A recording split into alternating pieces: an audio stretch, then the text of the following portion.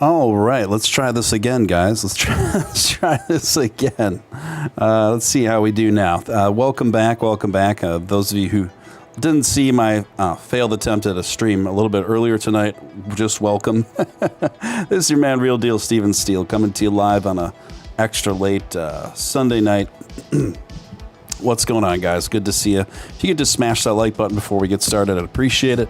Welcome Hump Deezy, Dan the Man, Kama DeLuffy, Nel Norberto Conde, Sound Gods, Larry Ramirez, Georgie, Carrie Atkins, welcome Carrie, Bang Stun, Deepak, welcome, and everyone else, welcome. Good to see you guys. You are watching Steven Steele Live. I am Steven Steele. Good to have you along with for the ride. And yeah, why don't we just pick up where we left off. If you're already not subscribed, what are you doing? Get on over there, smash that subscribe button, hit that notification bell, set on all. We've got an awesome community here and would love to have you be a part of it, just like my man Ramon. All right, guys. All right. And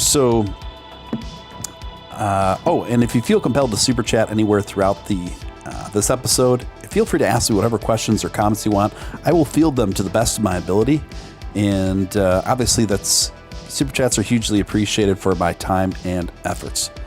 So without further ado, let's just get down to it, boppers. Let's just get down to it. What was I talking about before my stream started lagging and all that? Well, what I was talking about was the NFT marketplace hitting a Bored Ape NFT just the day before yesterday. Went for $2.25 million on a Sotheby's auction. Why is this significant? Well, firstly, NFTs are in Sotheby's. Okay. That is kind of like one of the institutional hallmarks of artwork in terms of high-end art. These sort of auctioneers, like Sotheby's, are been around for a very long time. They've got a very rich history, figuratively and literally. And so when NFTs start being auctioned off on Sotheby's, this is a bit more than a bubble. This is a bit more than a passing fancy, a passing trend. Now, I do believe we are in a NFT bubble of sorts, but unlike some other critics, I do not believe that bubble is going to pop and suddenly everything's going to go to all hell. I think that the NFT scene is here to stay. I think there's way too much excitement, interest, captivation, and strong communities to support it. It's just an exciting time right now. It's an exciting time to be in Doge and to see all this other stuff happening around it, and how it shakes out remains to be seen. But I think it's a fair I think it's a fair evaluation and an assumption at this point to give a pretty good probability that there's going to be a big, bright, bold, long-term future. Now, I don't think NFTs are going to take over physical art, just as I don't think cryptocurrency is going to entirely take over fiat, nor do I want it to. I want these things to work side by side, give consumers options. Just give consumers options and alternatives. For me, that's what it's about. And I think the same thing is going to apply to the NFT scene. So, let's see. Speaking of which, this article comes courtesy of the Journal Star. NFTs, the hottest new product in the art world, come to Lincoln. I'm going to read a little bit of it and give my thoughts on it here. Last year, every day's the first 5,000 days digital artwork by Mike Winkelmann, also known as Beeple, sold for almost $70 million, third highest auction price ever for a living artist. What wasn't sold wasn't a video, a photograph, or a series of images. It was an NFT, the hottest new product in the art world of a rapidly growing art form that has moved into music, gaming, film, and sports. Total NFT sales are estimated to have exceeded $2 billion in the first quarter of 2021, a dramatic jump from the $250 million in sales in 2020. Think about that, folks. So the total gross in NFT sales for 2020 was $250 million. And now the total gross so far, just in the first quarter of 2021, is $2 billion. $2 billion. That is just extraordinary. That's mind-blowing, that kind of increase. Just mind-blowing. Anyway, guys.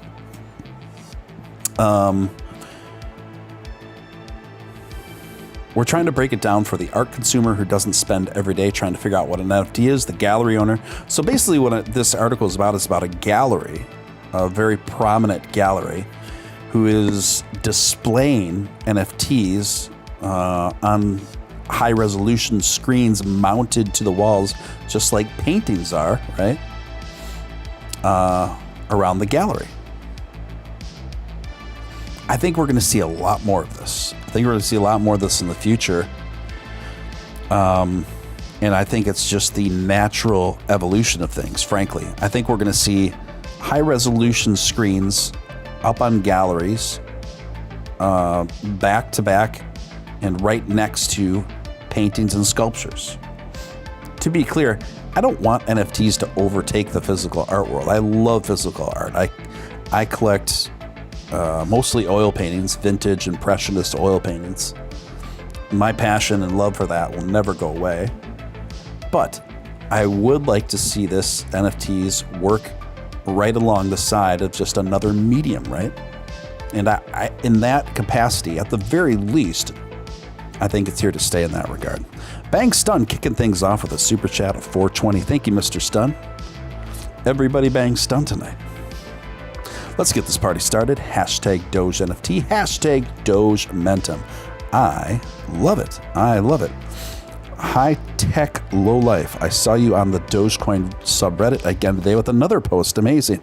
Are you serious? Oh my gosh. Oh, that's wild. That's good to hear. Thank you, High Tech Low Life. I really do need to get a Steven Steele Reddit sorted. What's up, Scott? Good to see you. And by the way, good to see you, High Tech. And welcome aboard.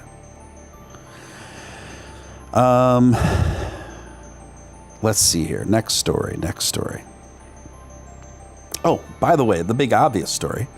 Dogecoin finally broke through its wall of resistance. And now we've got a new floor of around 31 cents. Awesome. Great. I will say, I predicted that Doge was going to find its way upwards of 36, 37 cents within a 2-week period. I said that almost 2 weeks ago. I have about 3 or 4 more days to make good on my prediction there. Obviously, what happened today is a good sign and signal for that being a greater possibility. Whether we get to 36, 37 cents within the next 3 or 4 days remains to be seen, but I am not backing down on my prediction on that. What I was looking at and how I came to the conclusion of that prediction still seems rather sound to me. So I'm going to stick with that. I'm going to stick with my prediction that Doge is going to reach upwards of 36, 37%, or 37%. I wish 37 cents within the next 3 or 4 days. So we'll see how it shakes out, guys. We'll see how it shakes out. Yeah, there is so much moving a mile a minute in regard to NFTs and entertainment and music and events and everything else. It's we are in, I mean, what a time to be alive, frankly. What a time to be alive. People's Art is on another level. He has a brand. That's what people pay for. Soundguard said, yeah, absolutely, absolutely. Do you play Axis Infinity? I do not. I do not. I'm not a big gamer. I just don't have the time. I just simply don't have the time. And that's the reason why. Not because I don't like video games. When I was a kid, I grew up playing games on early gaming console sets, but as I got older, it just had to be shelved, unfortunately. Get this. This is an article from Newsroom Post. Best cryptocurrencies to invest in for the long term. A few years back, who would have thought that Bitcoin will touch the 62,000 mark, which eventually attracted tons of new investors in the market? So, basically, they give their list of the best long-term cryptocurrencies to invest in. And it's an interesting list. Among the cryptocurrencies on this list are these. Bitcoin, big agree. I think Bitcoin's an excellent long-term investment. Ethereum, again, I agree. I believe Ethereum is an excellent long-term investment. Then we've got Chainlink. Link, I agree. Another excellent long-term investment. And then, capping off their list for the best long-term investments in crypto is Dogecoin. Dogecoin, so good to see. So good to see that we're starting to see, some mainstream financial press cover Dogecoin as a sound, solid, long-term investment, crypto investment. It's so great to see Dogecoin alongside of the aforementioned. And they go on to say, the coin, which started as a meme cryptocurrency, has come a very long way.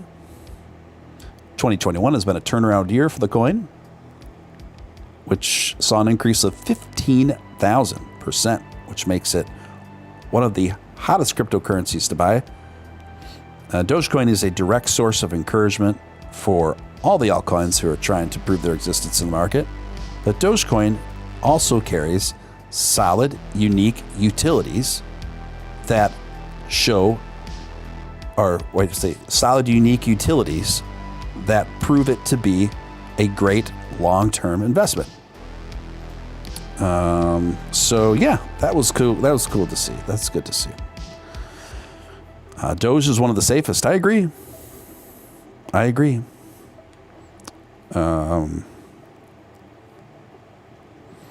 All right. Anyway, next story. This comes courtesy of The Hill. Elon Musk, after Texas Governor Abbott invokes him, I would prefer to stay out of politics. I covered this story a little bit before. I'm just going to cover this. I thought this Hill article was pretty fair, and it's the last I'm going to cover of this story. But Governor Abbott told CNBC's Squawk on the Street that Abbott is the governor of Texas. The state was seeing a large number of businesses coming in from the West Coast because they liked the business environment as well as social policies. People vote with their feet, and this is not slowing down businesses continuing to coming into the state of Texas. In fact, it is accelerating the process of businesses coming to Texas particularly. Morgan, interestingly, they are leaving the very liberal state of California, Abbott said. And I got to tell you, whether it be Elon Musk, who I talk to frequently, Elon had to get out of California in part because of the social policies in California. And Elon consistently tells me that he likes the social policies of the state of Texas. This briefly got Elon into a lot of hot water, you guys. So then Musk responded to a CNBC reporter who posted a video of the interview, tweeting, in general, so this was Elon's official response to this. In general, I believe government should rarely impose its will upon the people, and when doing so, should aspire to maximize their cumulative happiness. That said, I would prefer to stay out of politics. I think this was brilliantly handled by Elon Musk. I think that was the perfect statement to give under such a circumstance. Here, a lot of the mainstream media was trying to impose like a gotcha moment on Elon by suggesting that he had an official public stance on abortion, which is obviously an incredibly polarizing topic, and obviously if they can nail him down on a position like that, then half the country is going to immediately hate you, which is not good, right? So I also think that the governor, Abbott, as well-intentioned as he may be, I think there's a misunderstanding between what are considered quote-unquote social policies and what even maybe Elon considers quote-unquote social policies. Elon's not like a super overtly political guy. So I'm sure social policies probably what maybe that meant to Elon meant something different to Governor Abbott. I wouldn't think that, social policies like, abortion stuff would be like front and center for Elon. I would think overall, Texas is a much more pro-business environment than California. The taxes are significantly lower. The regulations are significantly less. The red tape is significantly less. And so I would guess that overall, that's what Elon was referring to, if I had to guess, guys. Anyway, federal government was only supposed to help highway infrastructure, parks, etc. All right, let's get to the next story. Anyway, I'm done with that story, but I just wanted to put a little more clarification on it there. All right, this next story, again, is NFTs, guys. And after this comes courtesy of Futurism. After cratering, NFT prices are spiking again. After a predictable crash following its initial hype, NFTs are back on top again in a very big way. Sales of NFTs on OpenSea, an NFT buying and selling platform, hit a record high of $3.4 billion just in the month of August. Holy cannolis. September is on track to be the second best month selling with nearly 500 million in sales reported Friday. Why? Now, obviously, these are significant, huge, massive numbers, right? But aside from that, what else does this mean? Well, traditionally, September is very bearish. Over the last 4 or 5 years, it's become known as Red September. Red September. Now, NFTs are different than cryptocurrency, of course, but the fact that predictions are already showing a huge, massive, major NFT bull market incoming throughout the rest of September is wild, because this is usually big bears season. Now, what have we also seen over the last 12 months? We've seen not only an explosion in popularity of NFTs, but an explosion of popularity with cryptocurrencies.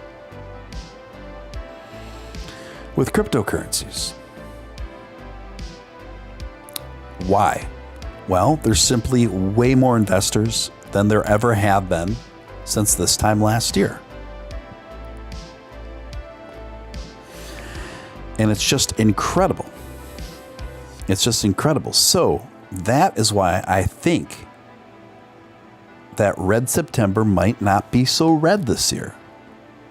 Now, do I think it's going to be bullish all the way through? For the crypto market, I would say unlikely. For the NFT market, I would say very likely. But I think what's happening in the NFT market is to a degree fairly indicative of what's going to happen in the crypto market. And it'll be interesting to see the data come out and how closely these two markets mimic each other or not as more time goes on. But my prediction, as I stated earlier this weekend, is that we're going to see a soft red September for the crypto market. A soft red September.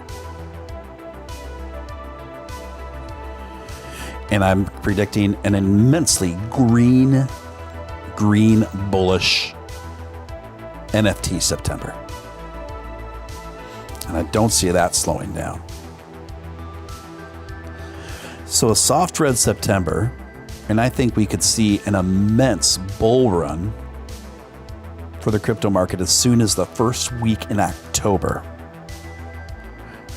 A bull run perhaps to the likes of which we've never seen. There are several prominent analysts right now that are guessing Bitcoin coming in at 200K within the next 12-month period of now. Now, with that in mind, with everything going on, where would that put something like Ethereum? Where would that put something like Dogecoin? Well, folks, remember what I said before.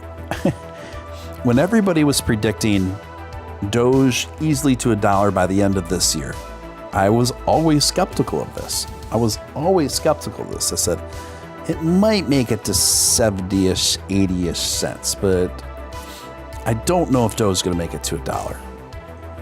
And that forecast is pretty conservative compared to what a lot of other people and content creators are saying in regard to Doge. But I've always maintained that 2022 is going to be the massive year for both NFTs and cryptocurrency. And I think that's going to likely start as early as the beginning of October, potentially. But if not, that'll be on a bit of a delay for 6 to 8 weeks. But then, within that window, I am seeing a massive bull run, perhaps to the likes of which we've never seen. You know, you pair that with what's going on with the Doge Ethereum bridge, and the possibilities are just astronomically inspiring.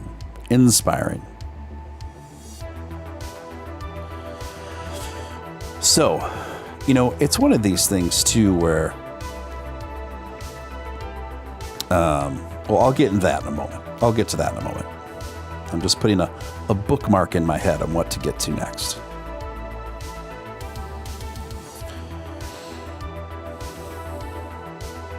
So let me talk about DogeX now before I get to a few other stories. So DogeX is a Doge-themed NFT line that's launching in less than a day and a half on Tuesday at noon Central Standard Time. Directly on their website, the minting will take place for DogeX. DogeX is a project that's been spearheaded by Matt Wallace and a group of artists, a group of very talented artists. He had asked me to come on board as one of the spokespeople for DogeX, and in return, I'm getting two NFTs as compensation, just in all transparency. I will also be minting right along with the rest of everyone else on Tuesday additionally. Now, this is going to have a lot of potential. From what I'm seeing and the buzz going around right now, there's going to be 10,000 in totality minted. And I think there's a very high probability of this line selling out, and a pretty fair probability of market value on these pieces doing quite well. But that being said, I understand that NFTs are not for everyone, and I don't want anyone to feel as if they should do anything they feel uncomfortable with, because there are no certainties in the market, and that applies to NFTs as well. So do your own research, as they always say, and I can give you my opinion on it, but you have to do what's best for you. That being said, some people wonder, another thing that really drew me to this line, and it's interesting because there's been, NFTs are so new to most people that you're inevitably going to get some skepticism and some, a little bit of blowback, and that, I think that's kind of just human nature. It's kind of human nature. It's hard for me to even get offended by it, honestly. And the thing is, I don't think NFTs are for everyone. Like, at the end of the day, I don't care if you buy NFTs or not. But this is, in my opinion, a very relevant and continuously emerging subsect of cryptocurrency, essentially. And there's, I wouldn't be a good show host if I wasn't at least trying to cover this and present the potential opportunities for my viewers. Now, one of the main things that drew me to this particular line that makes it unique is the simple fact that they are essentially working on, they're essentially working on a metaverse that they have planned to build bridges between Ethereum and Doge. What a lot of people that don't quite understand the NFT space, one of the criticisms are, well, how come you can't pay for DogeX pieces with Doge? If you guys are so about Doge, if this line is so about Doge, you can't. That's technologically just not there. And furthermore, all of the biggest platforms for buying and selling NFTs, most prominently OpenSea's, they don't accept Doge either. But that's going to change. Due to the Doge Ethereum bridge, that's going to change. And once people are able to buy and sell NFTs with Doge, you don't even have to be in NFTs at all. You can just sit by and hold your Doge and watch the tremendous upside that the Doge Ethereum bridge is going to provide for you as an investor once the capabilities of Doge become fully realized in the NFT market. Then that's going to have a significant impact on the market value of your Dogecoin. Josh Randell disavows. Thank you so much for the $10 super chat. Appreciate it. When Doge hits $1, I'm renting a ballroom at a mutually agreed upon location. That's so polite. That's so nice, Josh. A mutually agreed upon location, and throwing an epic Steele army party. I love it. Josh, it'd be awesome to meet you. I would love to have a Steele army party. I'd love to meet each and every one of you folks, except for maybe a couple of the trolls. I could do without maybe meeting them, but everyone else, I would love to meet you guys. That would be so much fun. That would be so much fun.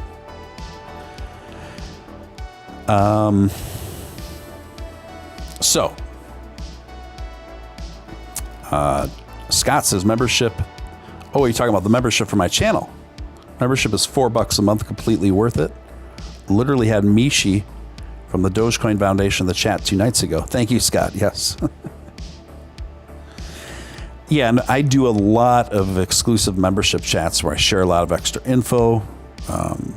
And membership entry just starts at $4. At $4, you just hit the join button. Voila. So yeah. Kyle says, I'm excited about the DogeX NFTs. Thanks for the info, Steven. Yeah, so there's a fun, strong team behind that. There's a lot of excitement going on. The other spokesmen that are on board with DogeX, or aside from myself, are Mike Davis. You might have heard of him. Miles G Investments, Crypto Batman, and CEO Investments is on board too. And so we've got just a fun team. We're having a great time. I am counting down the minutes to minting hour. And so someone asked, how do you buy DogeX? Well, I went through on a members video last night. I think I thoroughly explained the process in the most easily digestible, understandable layman's terms. So if you're a member, or if you're thinking about becoming a member, you can check that out. I would tell you all again, but I literally spent like 40 minutes just breaking it down as if you've never had any experience with NFTs, and you don't have to just apply this info to DogeX, and even if you don't want to buy anything from DogeX, what I share in that video is how to set yourself up to get the most advantageous buying position upon any new collection. What I tell you can be applied to any brand new collection going to be minted going forward. So that's going to give you an inside track because this is such a new space, and most people frankly don't know what they're doing yet. And it's not the easiest process, but the people that bother to stick with it and figure out the process, I believe, are going to have a big leg up. Sound God, Steven doesn't want to meet me. I want to meet you. Of course I want to meet you. Kama DeLuffy coming in with a $5 super chat. Thank you, Kama. Appreciate it, man. Bringing I can't say that word out loud. I can't say any words like that out loud, but bringing that, let's say that wacky tobacco to the party. Okay. Thank you, Kama. For those of you who partake in the greens, Kama DeLuffy will have you covered at the party.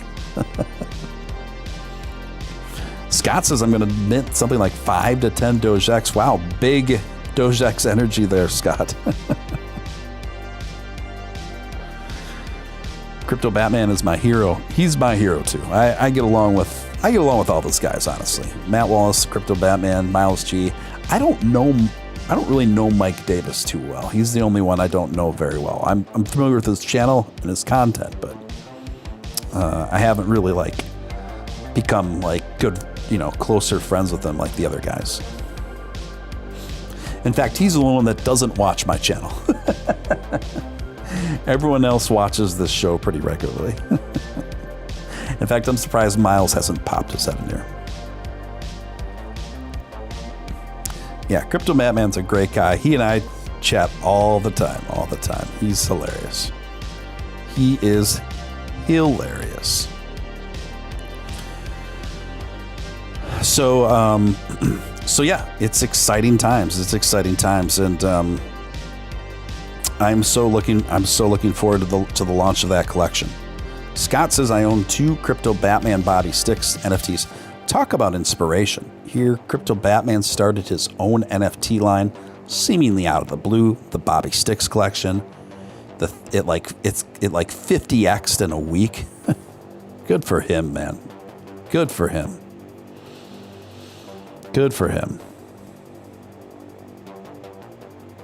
All right, let's do a fun article, right? This This one got me literally laughing out loud. And it's from the Babylon Bee. Babylon Bee. And the title of this article is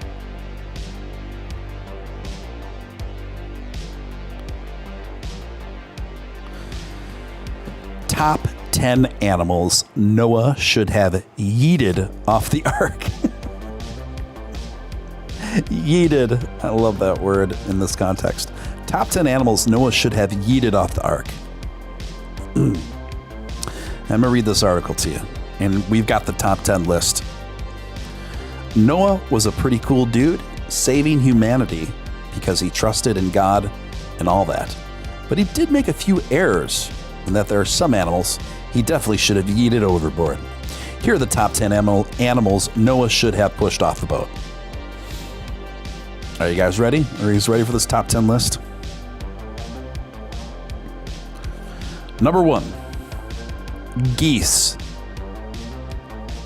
We're stating the obvious ones. Number 2, tarantula hawks. You guys ever hear of a tarantula hawk? These guys will paralyze a tarantula, drag it back to their evil lair, lay an egg on it, drill a hole inside the spider, and then have their larva eat the inside of a tarantula for weeks while it's still alive. This is true, by the way. On second thought, that's pretty punk rock. The tarantula hawks can stay. Yeah, that's like I feel like I just described like the lyrics to a death metal song. Number 3 on the list of animals that Noah should have yeeted, Pomeranians. No good Pomeranians going around yipping and thinking they're better than everyone else. Number 4. Now this is going to step on some toes. Cats. All of them. This one's a no-brainer, though Satan would probably have kept them alive anyway. And actually, I know how like half you guys are cat owners. I can't stand cats personally. I'm a dog guy all the way. I love dogs. I have a dog. Cats, I'm also allergic to them, so I'm sure that's a big part of it. You know, I almost married a girl that had these 2 cats that just would put big cuts into my skin all the frickin' time. I don't know what was worse. The fact that this chick had me watching back-to-back episodes of Grey's Anatomy on her couch, or the fact that these cats were neither neutered or their nails trimmed, and they'd come tearing across my body, just meat hooking into my skin. Lightning quick, just randomly, and they put deep cuts in me, man. To make things worse, these cats would always piss on my clothes. And I would ask my girlfriend at the time, I said, where should I put my clothes? Where should I put my jackets when I come over here? I don't know. I'm like, well, your cats keep ruining my clothes. So when I take off my jacket or my scarf or accessories, where should I put them where they won't get to them? Well, I don't know, Steven. It's a small apartment. Take a look around. Oh my God. And then whenever I would attempt to have a conversation with this young lady about getting her cat's nails trimmed, she would fly off the handle. Those are my babies. I can't do that to them. I'm like, getting their nails trimmed? And she claimed that it was just an act of cruel barbarism to just trim your cat's nails. And I'm like, these damn cats are ruining my relationship. And I was supposed to marry this girl. And I was rethinking the whole dang thing over these 2 a-hole cats. So the final straw for me was, I just bought a brand spanking new black peacoat. guys know what a pea coat is? It's the official kind of navy coat, double-breasted buttons, very sharp, angular lines, very classic look. I've always been a big fan of pea coats over the years. I bought a brand new pea coat. It was in the middle of winter. I walked in, I had my leather gloves, I had my pea coat. I saw the cats.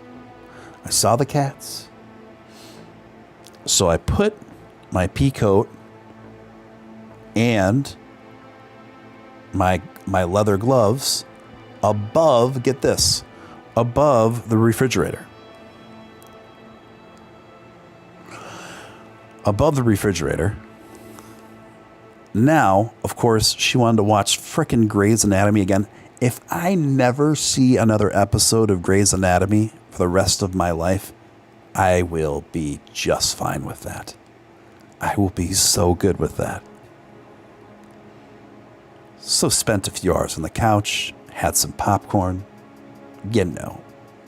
making out, whatever, watching really bad television.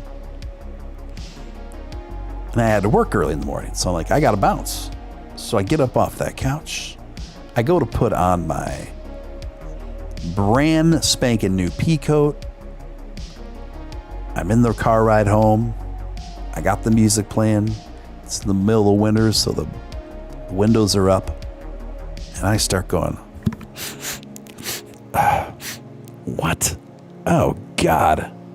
What is that stench? Sure enough, these cats pissed all over my brand new jacket. And that cat pee is no joke. You can't just dry clean that stuff. You can't wash it out. Your jacket is toast. Once a cat pees on your jacket, it is done for. Done for. Daisy said should have put them in the fridge. Great advice, honestly. I should have put them in the fridge. I should have put them in the freezer. Should have put them in the freezer. So on the way home, just my whole car began to smell just horrid. Horrid. This chick cost me, 300 and some change. And then when I talked to her the next day about it, I said, your cats, I put my brand new coat above your refrigerator, and your cats pissed all over it and ruined my jacket. And she said, you know what she said to me? What do you want me to do about it?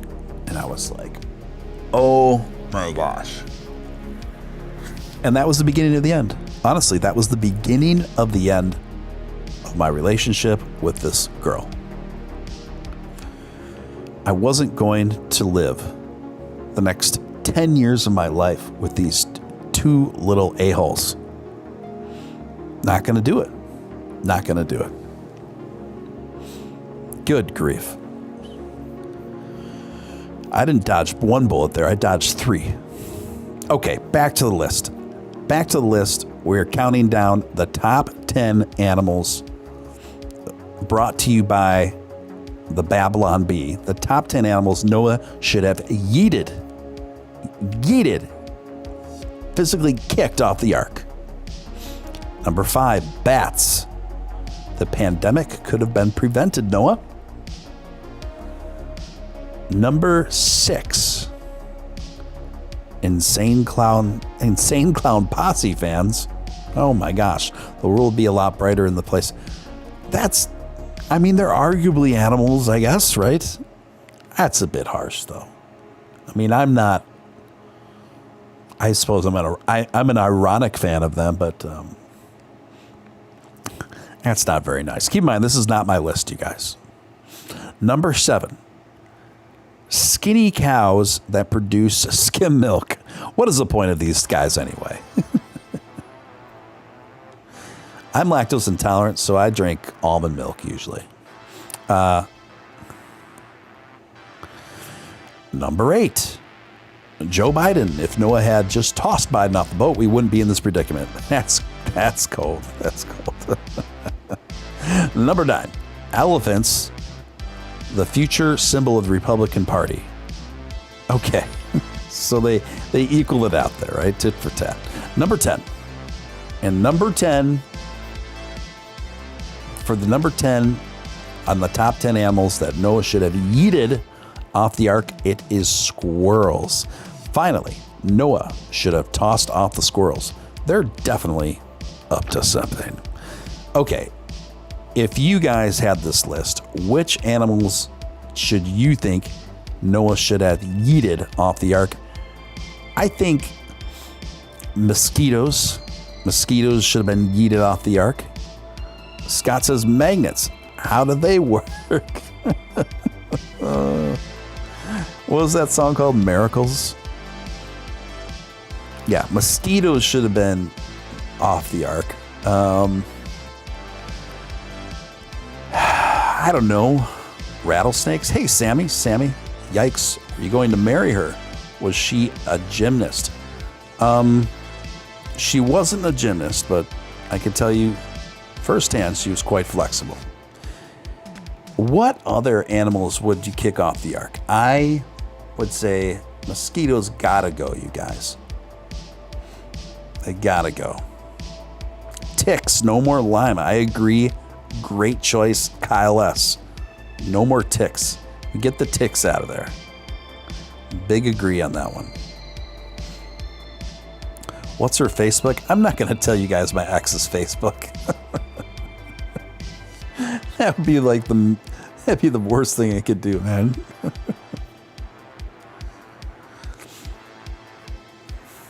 Humans are lactose intolerant by nature. I think most are. I know particularly my lineage, like my family, everyone in my family is incredibly allergic to lactose.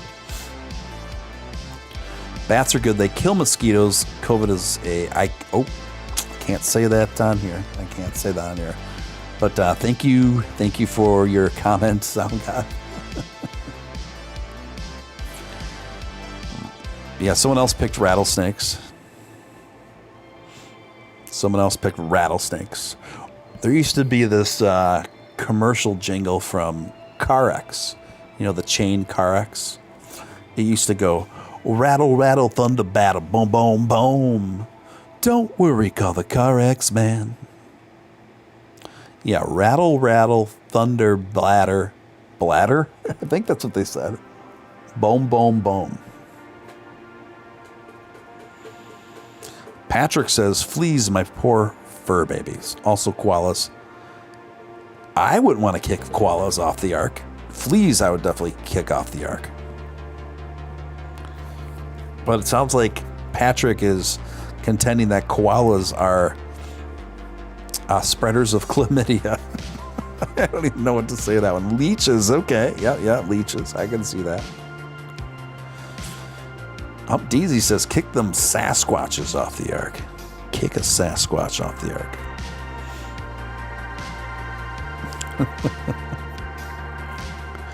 Oh my gosh, you guys.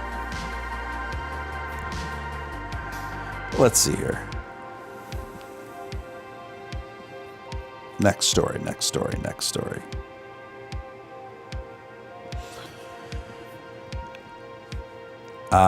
Michio Kako wants fellow scientists to keep an open mind about UFOs. Imagine if the aliens are millions of years more advanced than us. Theoretical physicist and science popularizer Michio Kaku. I should really watch how I'm pronouncing the last name. Kaku. Kaku, I think it is, yeah. Michio Kaku is no stranger to love. He knows the rules, and so do I. No, he's no stranger to bold claims about alien life. His recent message to his fellow scientists regarding UFOs is no exception. Kaku implored physicists to keep an open mind to the possibilities that UFOs are evidence of advanced life forms visiting Earth in a series of tweets just last week. More specifically, he said that there's a possibility that UFOs are millions of years more technologically advanced than humans. I think there's a legitimate scientific question to ask. This is a direct quote from him. Where these UFO sightings come from. He said in a tweet later adding, imagine if the aliens are millions of years more advanced than us.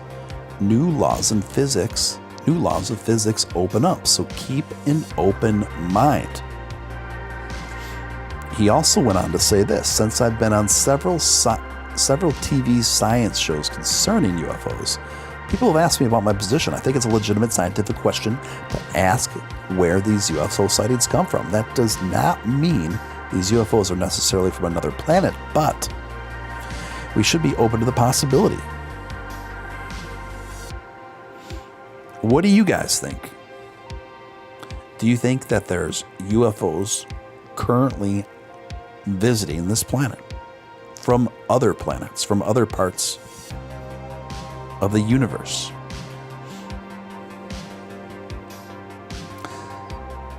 We shouldn't talk about cats. The creator of Catcoin will come and get us, Kyle says. Catcoin.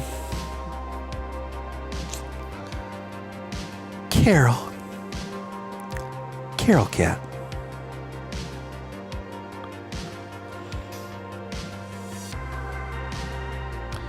Anyway, we have gotten confirmation over the last couple years here, unequivocal, unabashed confirmation from our own military, United States military, that they have seen UFO sightings. There was literal footage put out less than 2 years ago of an Air Force troop that came across UFOs.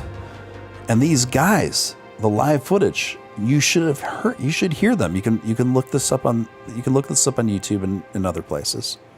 But the elation and nervousness in their voice upon seeing these UFOs is just extraordinary to listen to. They're like, what are those? What is that? What is that doing? We have no idea. And these UFOs were moving in such curious ways that were very unusual. I still don't know why that wasn't a bigger story. I still don't know why that wasn't just a massive game-changing story, but it really wasn't. It's just interesting. Anyway, I'm going to leave you with this quote from this story that this scientist said. He said this: there are some colleagues of mine that believe we should reach out to them. I think that's a terrible idea, he said to The Guardian. We all know what happened to Montezuma when he met Cortez in Mexico so many hundreds of years ago. Now, personally, I think that aliens out there would be friendly, but we can't gamble on it. So I think we will make contact, but we should do it very carefully. And at that, I'm going to follow Dr. Michio Kaku on Twitter. And he looks like a very eccentric guy. He looks like the kind of guy, in all honesty, he looks like the kind of guy that would be on Ancient Aliens. So take that for what it is. Take that for what it is. Kyle says UFOs are actually humans from the far future traveling back in time to our time. Now that would be wild, Kyle. That is a pretty interesting, provocative theory. Kyle said there was also live footage of an American nuclear silo being shut down by UFOs. Multiple military witnesses. Yes, I did hear about that. New Year's Eve night, midnight, right after midnight, I saw a UFO, something I had never seen in my life, and the sky I can't describe, Scott says. Patrick says, I'm so upset that Catcoin was made by Carol Baskin. I want a good coin about my fur babies I can trust. I want a good coin about fur babies I can trust. Not a coin that might get buried from a cash-in. Yeah, the Carol Baskin cat coin. Probably don't want to ape in too hard on that. Anyway,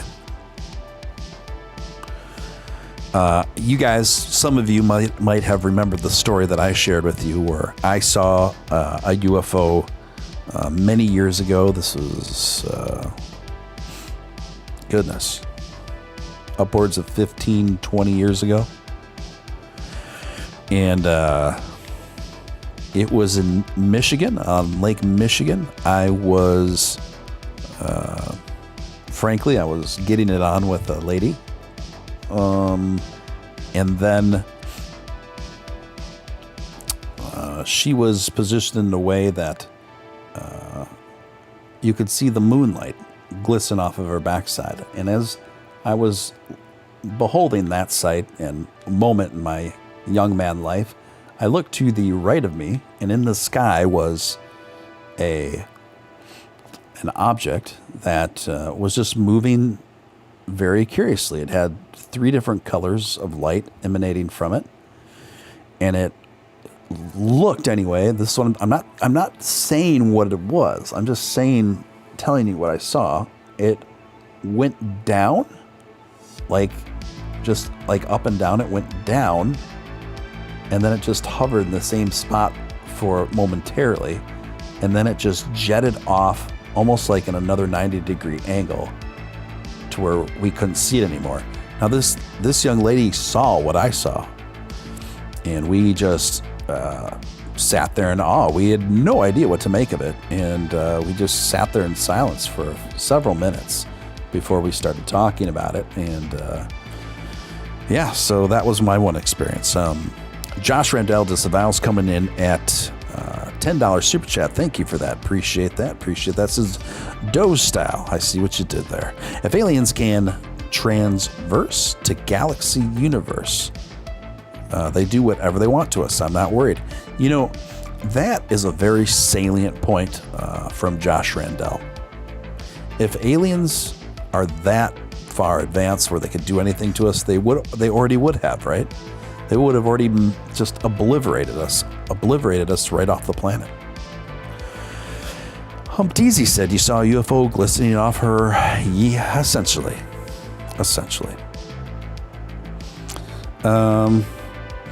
I think that's a very good point, and thank you for the super chat, Josh. I think it's a very salient point that you made there. Ramon says the aliens were peeping pervs. Essentially, they were peeping toms, weren't they? Sound God says, I live near Lake Michigan. I used to have 2 lovely, beautiful, incredible grandparents that I have many fond memories with, of visiting with them and staying with them in the summer in Saugatuck, Michigan. They were beautiful people, particularly my grandmother.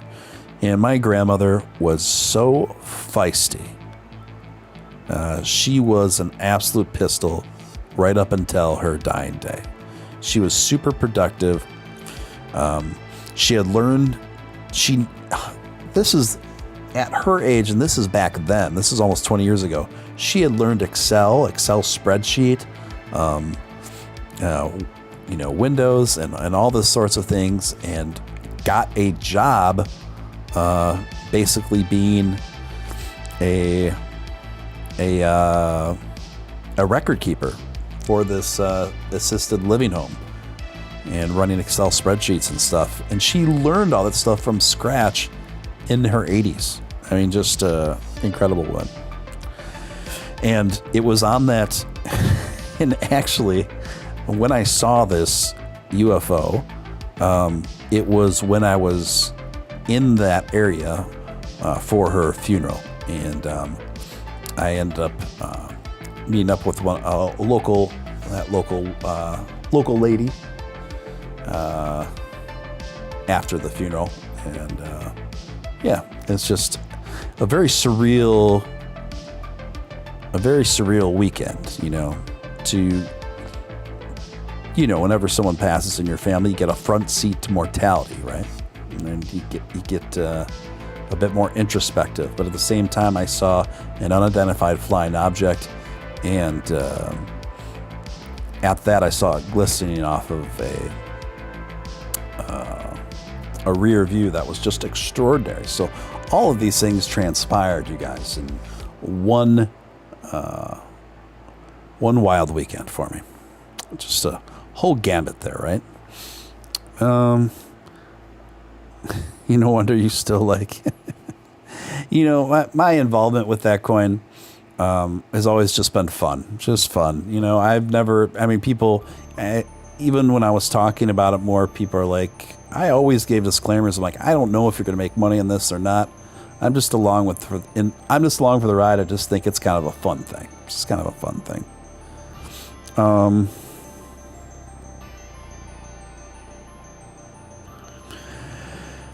Apparently, if a flying object comes a certain angle, your perspective shows up, hangs around, and then darts off. The angle's just right. Yep. It was the CIA filming you. UFO. Oh my gosh. What a wacky stream we have tonight, guys. What a wacky stream we have tonight. All right. I don't know if I got any more stories that I recovered. Honestly, it was a very slow news day, obviously.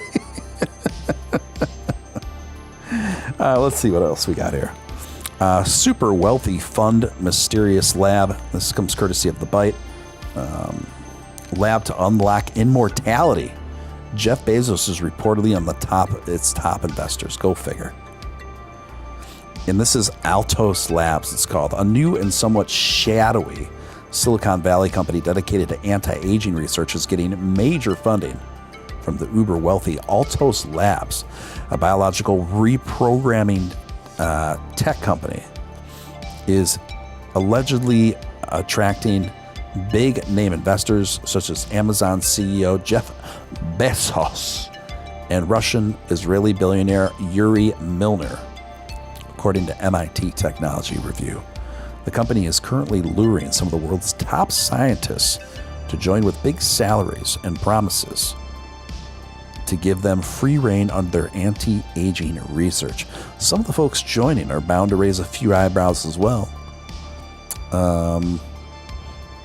Immortal billionaires. This is part of the article they call Immortal Billionaires. The aim is to understand rejuvenation, said Manuel Ciarano, a researcher formerly at the Institute for Research of Biomedicine in Spain. Like some of his peers, Serrano was drawn to Altos after they offered to pay him 5 to 10 times what he normally earns. Well, that would do it. I would say that the idea of having a revenue in the future is there, but not an immediate goal. So Altos Labs is still a bit of a mystery. The reason why it's being funded seems straightforward. People don't want to die, and billionaires included, but the how is a bit of a question mark.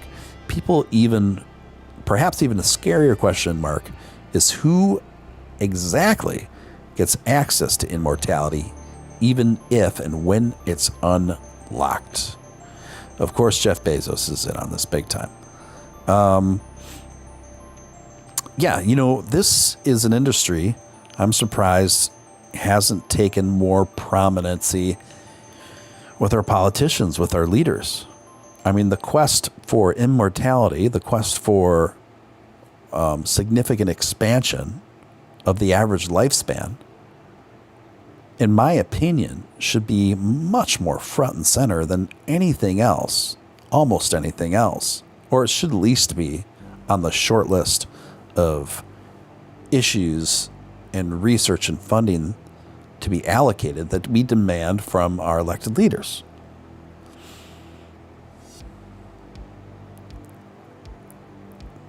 To me, it's just amazing that it just takes just a few privately funded labs to be the ones spearheading this sort of thing. Now, there are things that we have come across in recent times to expand the duration of our lives. But I think that if with the right research and right allocation of resources and focus, like anything else, we would make a lot more progress on it in shorter amounts of time. It kind of reminds me of Elon Musk's obsession with becoming an interplanetary species, with humans becoming an interplanetary species. Elon explicitly says that in order to even have a shot at accomplishing this, we need to be absolutely obsessed with it. And be obsessed with it during the entire duration of his life, of Elon's life. I think becoming an interplanetary species is a very worthy and noble goal. But what if we also simultaneously put that sort of relentless effort and resource into the significant expansion of the average duration of a life? Just some thoughts, guys. Marcus, my German friend, a £3 super chat. How's it going with a waving Shiba Inu? Good to see you, Marcus. It's great to see you. Marcus coming in from Germany, all the way from Germany. That is some wild stuff you're talking about there, sound gods.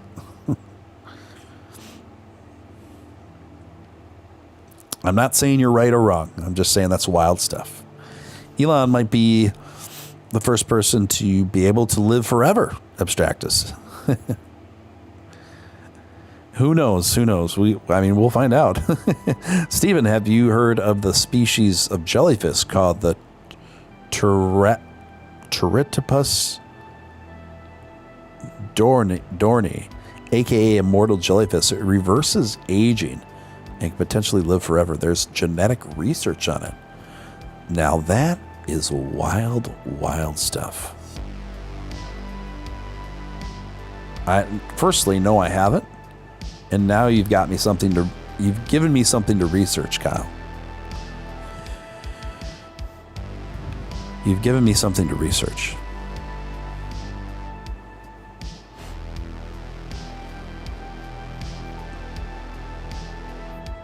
That's interesting.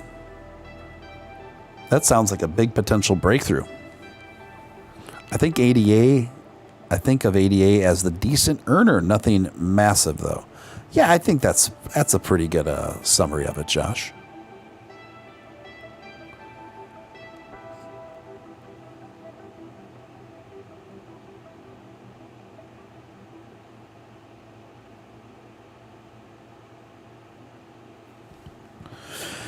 TJ Braymiller coming in with a $5 super chat. Wanted to drop some support.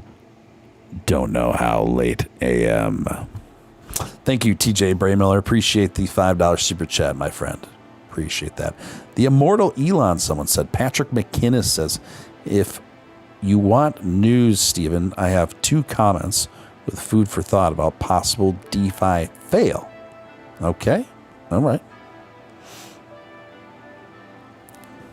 Mushrooms wafted here from another planet. You guys are sharing some very interesting, provocative thoughts tonight. Some of it's pretty wild, I gotta admit, but it's all interesting, that's for sure. That's for certain. That's for certain, guys.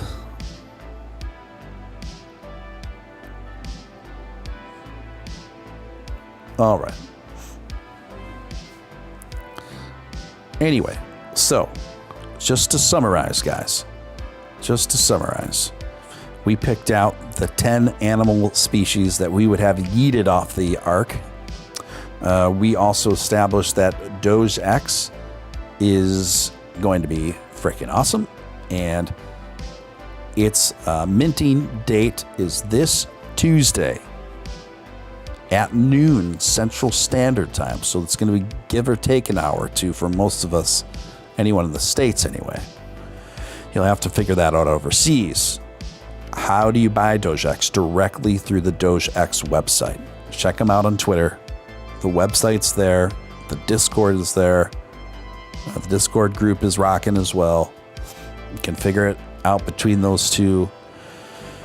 If you really want to get into the details about it and really have solid footing to really know what you're doing and have everything dialed in ahead of schedule, which is what I would recommend, you can check it out on the membership video stream from last night.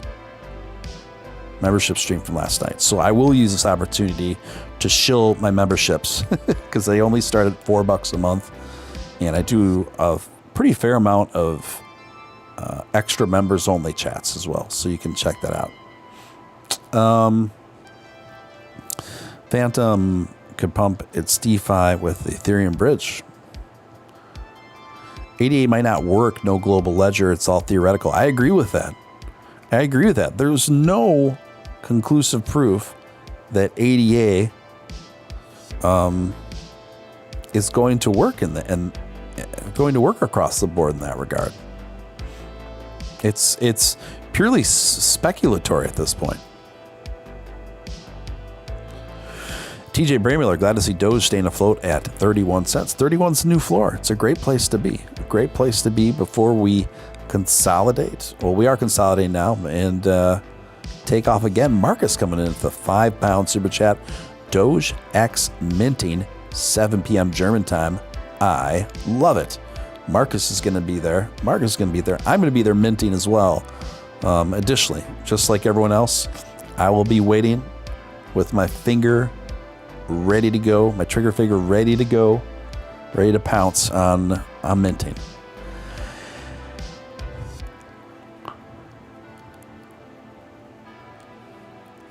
Yeah, I'm so looking forward to this project. It's going to be a lot of fun. Charlie Damaggio. Welcome.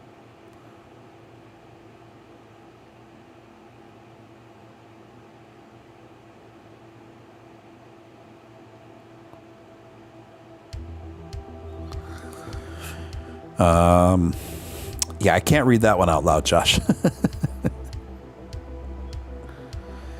And I didn't delete that comment, by the way. I think that's like auto message retraction.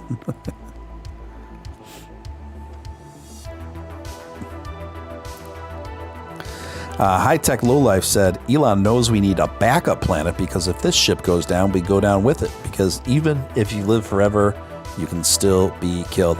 Yeah, I think that's a very salient point. I do think that's in part of the motivation for becoming an interplanetary species. Correct.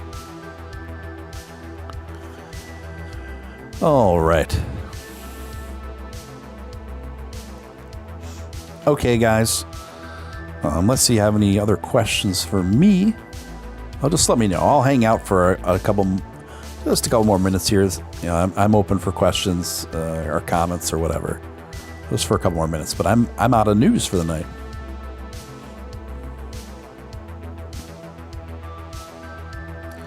Yes.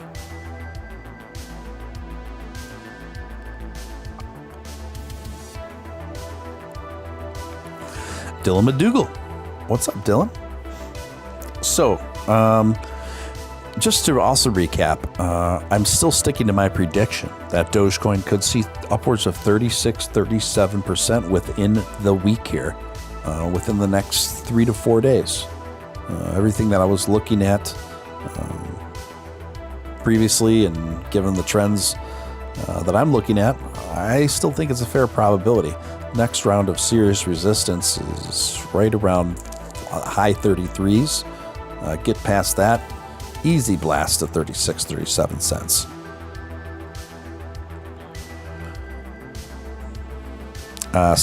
Steele, do we need to be walked through the minting process?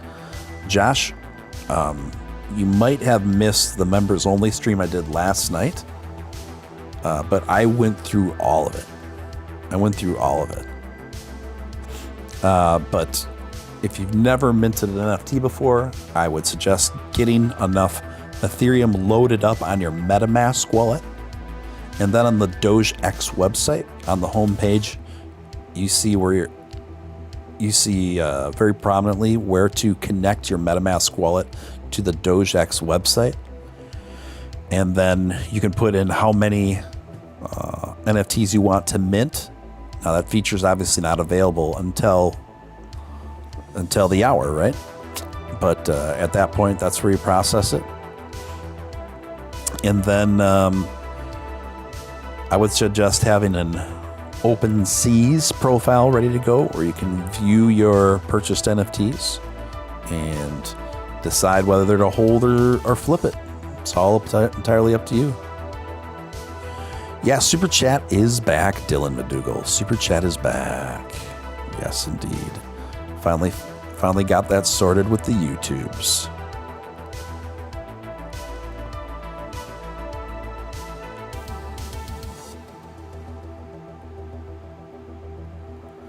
Yeah, Scott's very knowledgeable about minting.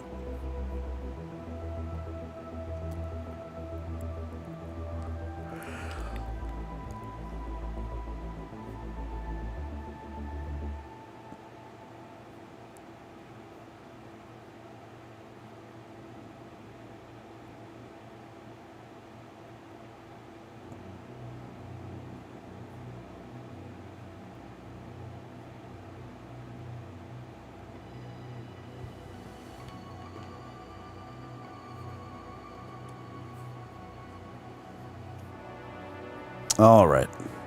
Dylan McDougall coming in large and in charge with a big 20 Australian smackaroos. Thank you for that, Dylan. Appreciate it. Appreciate you, Dylan McDougall. And let's see what Dylan had to say here. Can Super Chat again. Nice. DogeX in 2 days. Yes, been talking a lot about DogeX tonight. A lot of excitement, Dylan, over DogeX. Not even 2 days. It's like a day and a half now.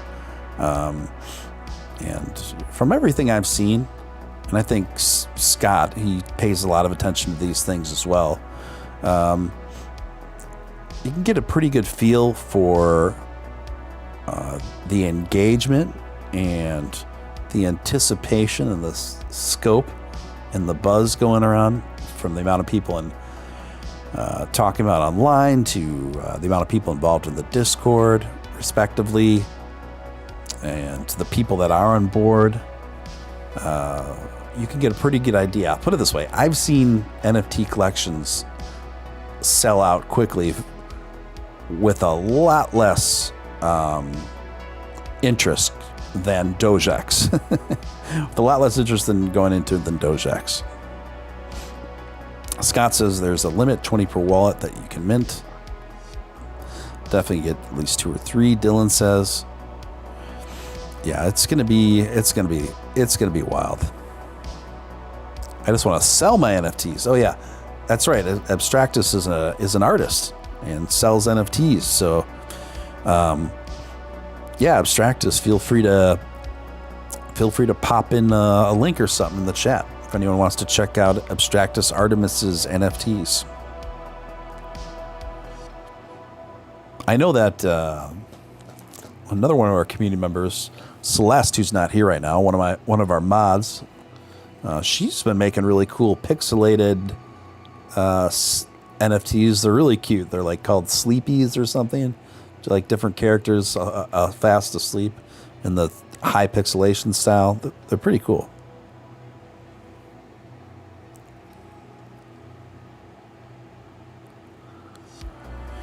TJ Bramiller, how you doing, Steven? Your voice sounds a little rough. Hope you're doing well, man.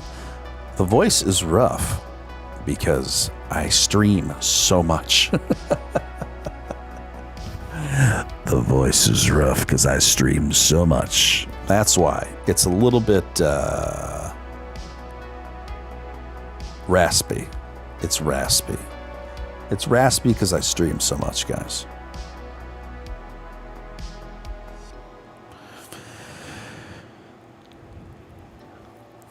You got struck by light night twice. Yeah, Scott says if you don't have enough Ethereum to pay high gas fees, you may not be able to get in. Yeah, you need to make sure you have extra Ethereum all already loaded up in your MetaMask to cover those gas fees, guys.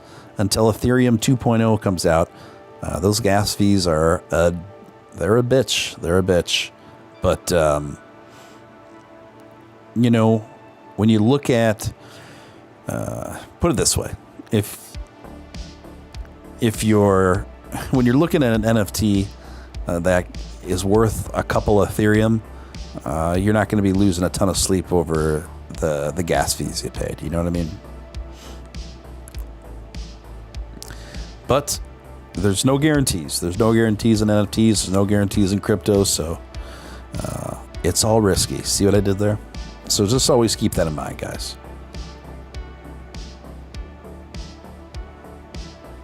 Hope you drink plenty of water. Will, thank you for reminding me. I think I am a bit dehydrated. I think I could stand to drink some more. In fact, this whole time, I had some heavily steeped ginger tea I just took a giant sip of that I had been ignoring this whole time. Marcus coming in with 30 pounds, 30 German dollars. Thank you, Marcus. Appreciate that, man. Love that super chat. Look at all those emojis. I love it. Just to support. Get better, Steven. Good to hear that your new treatment is taking a good reaction on you. Everybody stand up for the Doge Uncle. Thank you. Yeah, that's another nickname people have given me, Doge Uncle. Real deal Steven Steele, Doge Uncle. A few others as well. Thank you so much for that generous super chat, Marcus. Really appreciate it, man. Really appreciate it. And you too, Dylan. Appreciate you, man.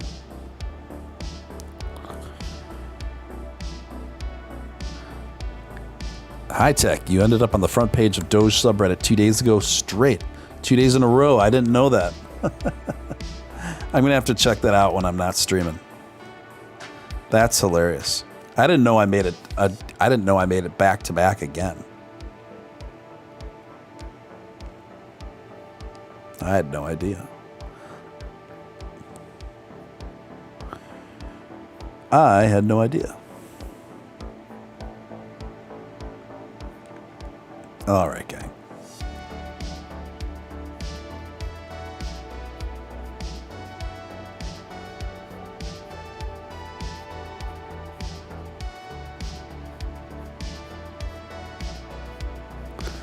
Let's see what's going on in the chat. Okay, gang. My voice, I gotta go. My voice is getting really sore. Mike Tracy, I see people coming in now. I wish I could keep talking. I don't have any co-hosts tonight, and my voice is getting real raw. I just got to give it a rest, guys. I appreciate each and every one of you guys. You guys are freaking awesome. Thank you so much, guys. My Doge is making noise. My Doge wants my attention, so I gotta take care of my Doge too. So, again, thank you guys so much. Alan, Dylan, Scott, High Tech, Will Smokes, Marcus, Josh Randell, TJ Braymiller, Kyle, Abstractus, Hump Deezy, of course, Sound Gods, Patrick, and anyone else I may have left out. Thank you so much, guys. Appreciate you. I hope you enjoyed the show. Hope you got a little something out of it. Until next time, this is Steven Steele, signing out. If we operate with extreme urgency, then we have a chance of making life multiplanetary. Still just a chance, not for sure. If we don't act with extreme urgency, that chance is probably zero. And the rate of innovation is not going to be constant. It's either going to increase the rate of innovation or it's going to slow down. If you look at American access to space with Crew, we were able to go to the moon in '69. Then with the space shuttle, we could only go to low Earth orbit. And the space shuttle retired. And then for almost a decade, there was America had no access to space for its people. So this is a pretty bad trend. It's trending to zero. Right. We need a very strong trend in the other direction in order to have any chance whatsoever of making life multiplanetary. Yep. So that's the reason for the extreme sense of urgency.